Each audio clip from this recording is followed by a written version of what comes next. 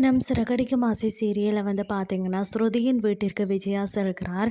அதே போல் மீனாவின் வீட்டுக்கு அண்ணாமலை செல்கிறார். வீட்டுக்கு வந்த விஜயாவுக்கு ஸ்ருதியின் அம்மா கசாயம் கொடுக்கிறார்.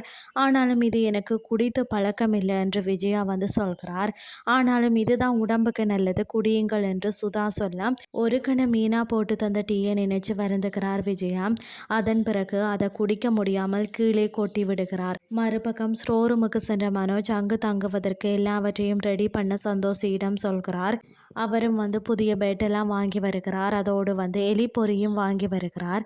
இதை கண்ட மனோஜ் எனக்கு எலி என்றால் பயம் என்று சொல்லி அவரையும் தங்குமாறு வற்புறுத்துகிறார். மேலும் அந்த நேரத்தில் ஜீவா வீட்டு பிரச்சனை பற்றி பேச அதனை முத்து கவனிப்பான் என்று அசால்ட்டாக சொல்கிறார் மனோஜ். இன்னொரு பக்கம் அண்ணாமலையை மீனா வீட்டில் விழுந்து விழுந்து கவனிக்கிறார்கள். சீதாவும் அவர்களுக்கு சாப்பாடு செய்து கொண்டு பரிமாறுகிறார். இதை பார்த்த அண்ணாமலை தான் வீட்டை விட்டு வரும்போது மனவேதனையாக இருந்தேன், ஆனால் இப்போ அது எல்லாமே குறைந்து விட்டது. என்னதான் இருந்தாலும் உறவுகள் தான் முக்கியம் என்பதை புரிஞ்சு கொண்டேன். இப்போது மன நிம்மதியாக இருக்கிறது என உருக்கமாக பேசுகிறார். அந்த நேரத்தில் விஜயாவின் வீட்டை ஜப்தி பண்ணுவதற்கு அதிகாரிகள் வரார்கள்.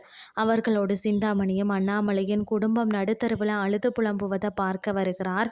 ஆனால் அவர் ஏற்கனவே வீட்டை பூட்டிட்டு சென்றதை நினைச்சு கோவப்படுகிறார். இதுதான் இன்றைய நாளுக்கான எபிசோட்.